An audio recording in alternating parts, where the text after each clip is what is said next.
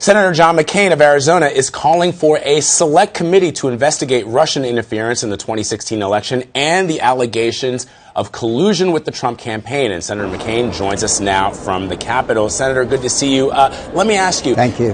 Is there anything that Chairman Nunes and his committee can do to regain your confidence at this point, or in your mind, is the investigation tainted beyond repair? Well, I believe that Chairman Nunes can answer the questions that are out there concerning this rather bizarre episode that has been covered extensively in the media. So I think it's possible, certainly, but that does not change the fact that the dimensions of this issue are such that it requires a select committee or a commission. Now, Chairman Nunes said that he had to view these mysterious documents in a building on the White House grounds because the intelligence community had not yet provided them to Congress. What do you make of his explanation? Well, I would then raise the question is why these documents were not provided to the oversight committees that are supposed to have jurisdiction over their activities. And so that's a logical first question. So, look, the whole episode is so unusual that there are many, many questions that need to be answered. Senator, the vice chairman and the top Democrat on the Senate Intelligence Committee, Senator Warner, has said that looking into this Russian collusion is, quote, the most important thing I've ever done in my public life. Your colleague, Chuck Schumer, says Chairman Nunes, quote, seems to be more interested in protecting the president than in seeking the truth. Is that the way things appear to you as well? I can't draw that conclusion. There are so many questions. There may be very legitimate reasons for Chairman Nunes to have done what he did, but one thing I've learned is that you've got to act in a bipartisan fashion if you want to succeed. Good example, the failure of Obamacare, done on party line basis. Attempt to fix Obamacare, done on a party line basis. And now when we're talking about national security, it has to be done on a bipartisan basis. And I would argue that Chairman Nunes should look at the Senate Intelligence Committee, where, at least so far, the relationship between Senator Burr and Senator Warner has been very productive.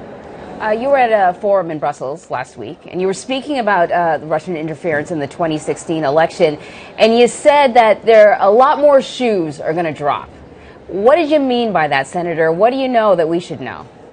You know, I don't know. I didn't know that the president's son-in-law would now be somehow involved in this issue. There's so many questions about Mr. Stone and Mr. Manafort, and we find more about General Flynn. Look, these things happen periodically in Washington, whether it be Watergate or whether it be much lesser kind of scandals. But one thing we know is once they get started, they aren't over for quite a while. To that point, Senator, you just mentioned that the president's son-in-law, Jared Kushner, has agreed to speak to a Senate committee about his meetings with executives from a Russian bank during the transitions. What questions does Senator John McCain want answered about Mr. Kushner and that meeting? What was the purpose of the meeting? Did Mr. Kushner know that this bank is one with the closest ties to Vladimir Putin, which we all know is the soul of corruption? What was decided, what you might expect would be, which would be questions about a meeting with a very corrupt organization. We all know that oligarchs run the Russian economy, and we know it's all corrupt. Many of them have been sanctioned, so that's the reason why inquiries have to be made. Did Mr. Kushner know about the background of this bank before he met with them? Yeah, and to that point, Senator, I mean, this is a bank that used to be chaired by Vladimir Putin. It's a bank that acts as a front for Russian espionage. Should the very fact that Mr. Kushner took this meeting give Americans pause? Well, yes, but I think Mr. Kushner, as he has volunteered to come before the committee, should be entitled to answer those questions, particularly since the it was well known that this was a front and once a part of Vladimir Putin, who is a thug and a bully and a murderer. He's just been proving that again in the last few days. You've said that you'd really like to see President Trump just come out and address this issue of Russian interference head on.